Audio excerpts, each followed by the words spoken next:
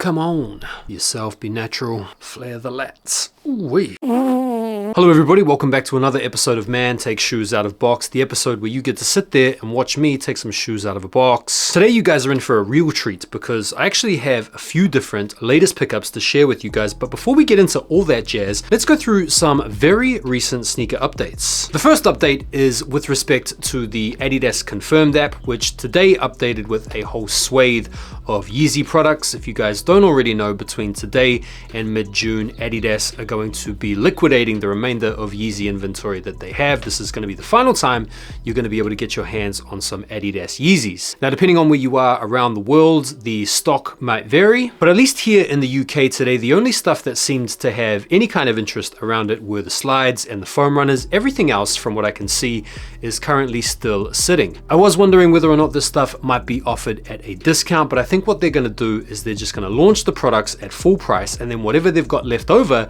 at the end of all of these launches are going to be set on sale. Did you guys pick up anything in the release today? Feel free to let me know. The next update I have is more specific to those of you here in the UK or the EU. Today, the Nike Sneakers app updated with the announcement that we're going to be getting the Travis 1 Low Elkins this Thursday. It's going to be a draw. Remember, this shoe is coming also out in a full family size run. You guys over in the US have had your raffles and had your sneakers app release last week. There are two available raffles you can jump into right now. There's one on sneakers and stuff and the other one on end. Other retailers, including places like Foot Patrol and Offspring, will probably launch their raffles tomorrow, I would have thought. The general feeling that I'm getting out there in the sneaker community from this pair is this is the worst Travis Scott one to date, which is kind of ironic because it's the only Travis one we've had to date that actually has some kind of meaningful connection to Travis himself, given it's a colorway inspired by his high school Elkins. Prices on early pairs in my size are around £550. That's for early pairs. So by the time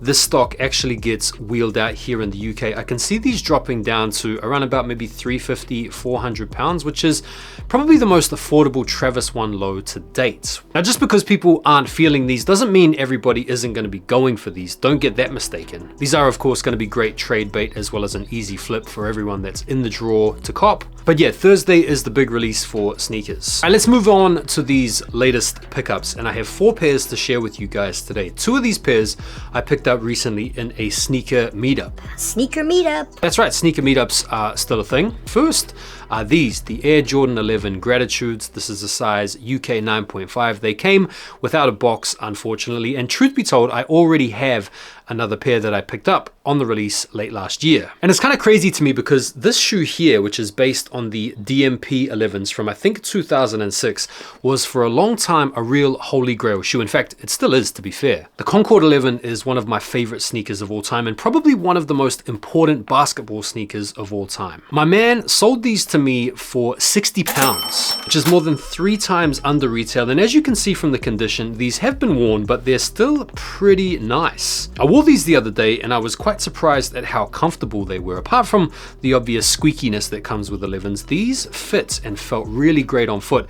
And I feel like with the leather on the upper, it really makes these way more wearable. A little bit like the Bread Reimagined 4s. The leather instead of the mesh is a really good touch in my opinion. So that is pickup number 1. Next up, we have a pair of the Air Jordan 4 Crafts in the olive colorway. And I know a lot of you guys out there are probably going to be quick to say things like, "Hey bro, I'm sure you have rubbished those shoes in the past. You have said that they're trash. What are you doing getting them now in hand?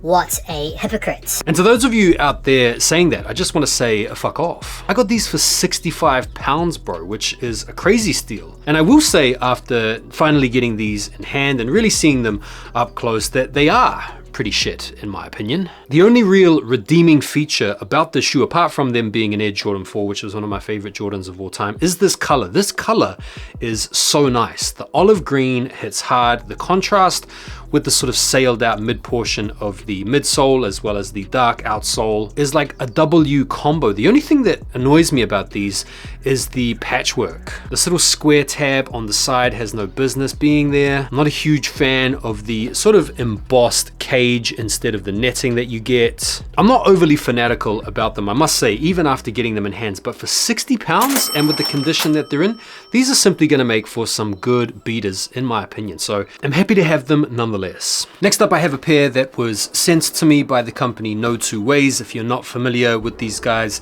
they're based here out of London and are doing some really awesome things in the sneaker space. And they sent me a pair of these. These are called the Floes and it's an icy blue colorway.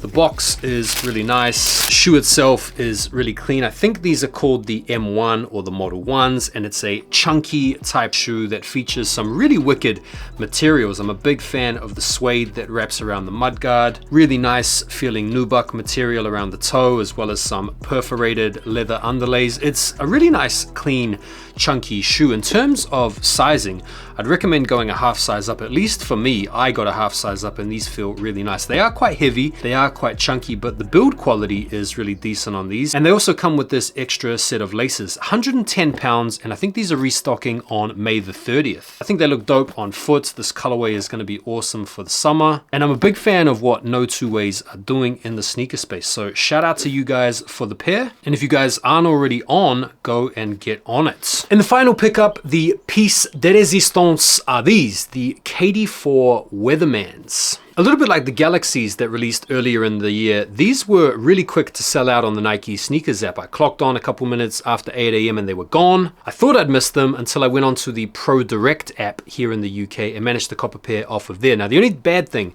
about copying off the Pro Direct app is when they ship them to you, they don't ship double boxed. So you often get the shoes with some bonus damage on the box, as you can see here. But all that aside, I'm very happy to finally have this sneaker in my collection. I'm a big fan of the KD4. In fact, I think low-key it is the best KD model of all time. Back when these came out the first time in 2011, the entire sneaker game was dominated by Nike basketball and Nike running. In fact, those of you that have been around in the sneaker game for a long time will probably have a lot of nostalgic memories of the whole Nike basketball era. Shoes like the LeBron 7s, Kobe 6s, LeBron 9s were really popular around this time, and this particular model, the KD4 Weatherman, was a very limited release. And if you track the sales back on StockX to around 2015, you can see pairs of these selling in various sizes for up to £1,000 or well over $1,000 at certain points. And so for a lot of people like me, these types of retros are the types of retros that we love to see because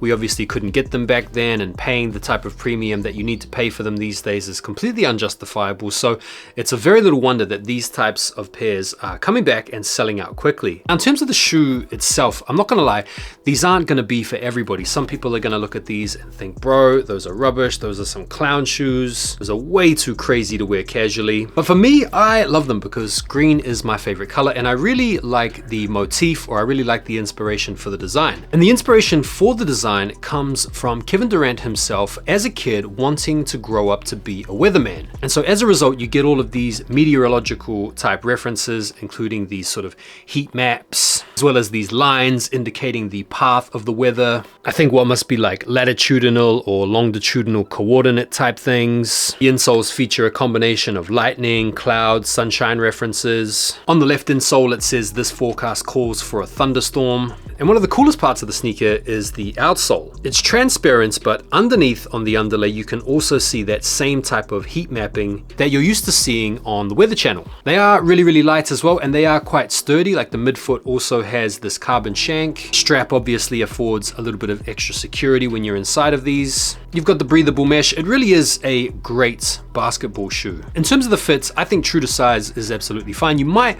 want to consider going a half size up if you're just looking to wear these casually, as I find they run a little bit narrow. But if you're just going to rock these casually, then I think going true to size is absolutely fine. In terms of comfort, I think just for wearing casually and walking around them, they're fine. They're not really that great. They're not particularly soft or squishy underfoot. It is a performance basketball shoe. So obviously there's a little bit more priority on the grip as well as the stability aspect. And in terms of how they look on foot, look, it's all subjective. Some of you probably think these look rubbish, but I personally like them. I think they're really cool, and it's a great addition to the collection. I have a whole bunch of LeBrons and Kobe's, and I actually have another pair of KD4s already in the collection, and so these are definitely at home here now. In terms of the resale, it's not crazy. I'm just having a look on StockX right now, and basically you can pick these up for 148 pounds plus the fees, so 170 odd quid, which is really not that much over retail. I think the retail for these was 120 pounds, which isn't too bad. So yeah, 40, 50 pounds over retail all in is what you're looking to pay if you needed these on the resale market. It's not great, but it's not crazy bad either. And so yeah, there we go. If you're like me and you are nostalgic over the whole Nike basketball era, and you can remember how popular the Weathermans were and how expensive they were to cop on the resale market back in the day up until recently, you'll be thinking, bro, this is an awesome pickup. It's great to have these back in the collection. And so I am very happy with them, as well as my other pickups. Shout out again to No Two Ways, and thank you to my sneaker resale bro for hooking me up with the steals on the Concords and the Crafts. Feel free to let me know what you guys thought of the latest pickups down below in the comments. As always, I appreciate your support on the channel. Don't forget to like the video before you bounce, and I'll see you guys on the next one. Take care for now, and peace.